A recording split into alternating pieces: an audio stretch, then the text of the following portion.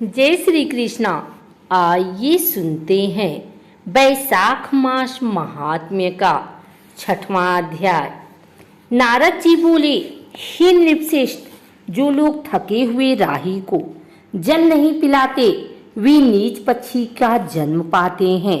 इस संबंध में मैं तुम्हें एक पुरातन कथा सुनाता हूँ।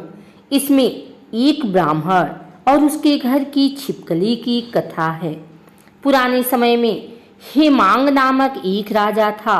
वह इक्ष्वाकु वंशी राजा बहुत ही धर्मात्मा, जितेंद्रिय तथा ब्राह्मण भक्त था। पृथ्वी में जितने रजकड़ हैं उस राजा ने उतनी गायें ब्राह्मणों को दान दी थी। वह हर प्रकार से ब्राह्मणों को संतुष्ट रखता था। उसने अनगिनती यज्ञ किए। उसके यज्ञ की कुशाओं से पृथ्वी पट गए।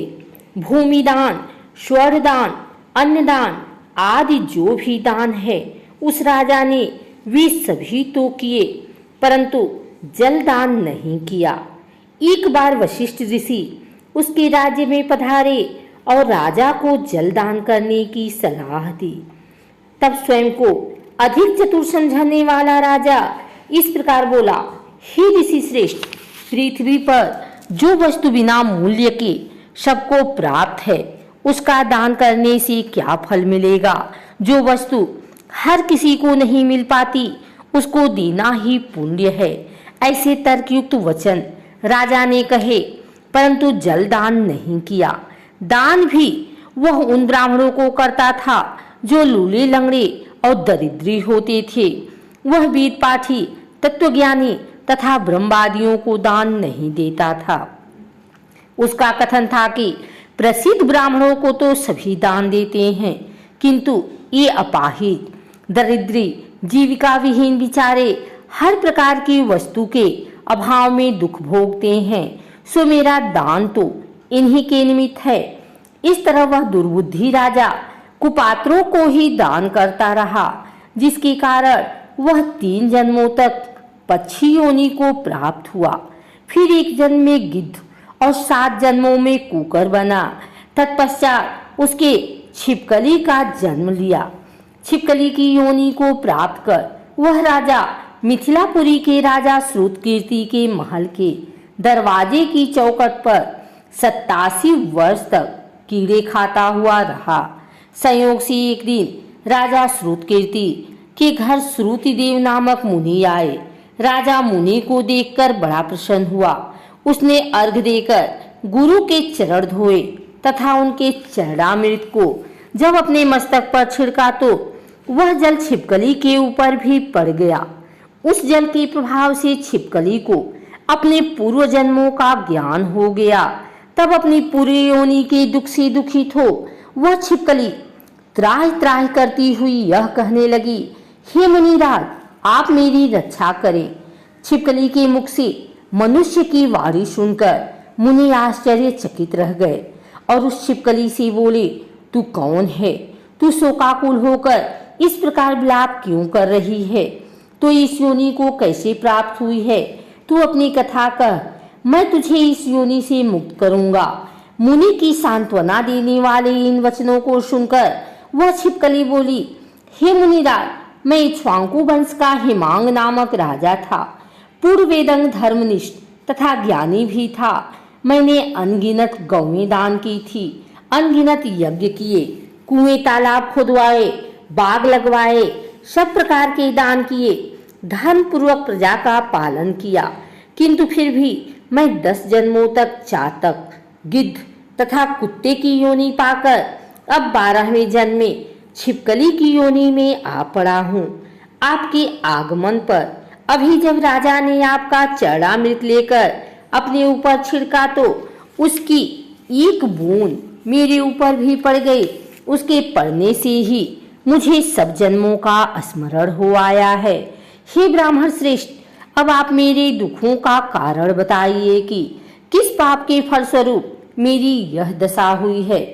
छिपकली का वृतांत सुनकर मुनि ने ज्ञान नेत्रों से उसके पूर्व जन्मों पर दृष्टि डाली और सब कुछ जान लेने के बाद इस प्रकार कहना शुरू किया, हे छिपकली, मैं तेरी इस दशा का कारण बताता हूँ।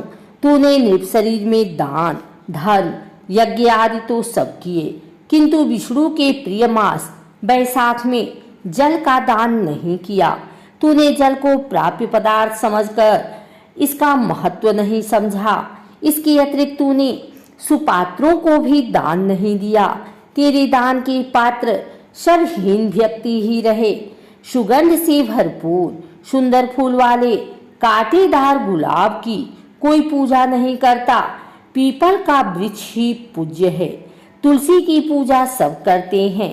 बेरी कटेरी को कोई नहीं पूजता। इसी प्रकार अनाथों की भी पूजा नहीं होती है। हाँ, उन पर दया की जाती है। वे दया के पात्र हैं, पूजा के नहीं। अतः वेद पाठी, तपस्वी, ज्ञानी, सत्शास्त्रों के जानने वाले ही पूजन के योग्य हैं। इनमें ज्ञानी भगवान को अधिक प्रिय है, अतः वे पूज्यों के भी पूज्य हैं। ऐसे ज्ञानियों की अवहेलना करने वाला मनुष्य पाप का भागी बनता है। तीर्थ स्नान एवं मूर्ति पूजन भी तत्काल फलदायक नहीं होता, किंतु ज्ञानी महात्माओं के तो दर्शन मात्र से ही मुक्ति मिल जाती है। हे इक्ष्वाकु वंशज, तूने तो यह दोनों ही कर्म त्यागे हैं, अर्थात न तो जल दान किया और न ज्ञानी महात्माओं तथा वेद पाठियों का आदर ही किया। इसी कारण तू इस दुर्दशा को प्राप्त हुआ है। हे राजा, मैंने जो बैसाख मास में पुण्य किया है उसका फल मैं तुझे दूंगा। यह कर मुनिवर ने जल हाथ में ले अपने पुण्यों के फल का संकल्प करते हुए उसे छिपकली पर छिड़क दिया। उस जल के प्रभाव से राजा ने छिपकली का देह त्याग कर सब पापों से मुक्त हो दिव्य शरीर प्राप्त किया। फिर सबके देखते देखते उसके लिए आकाश से विमान भी आ गया। तब वह राजा मुनि के हाथ जोड़ परिक्रमा कर आज्ञा ले विमान में चढ़ गया। जब विमान स्वर्ग को चला तब देवता स्तुति करके उस पर फूल बरसाने लगे। फिर स्वर्ग के 10,000 वर्षों तक समस्त सुखों का भोग करने के बाद वह इक्ष्वाकु वंश में राजा काकुत्स के नाम से उत्पन्न हुआ।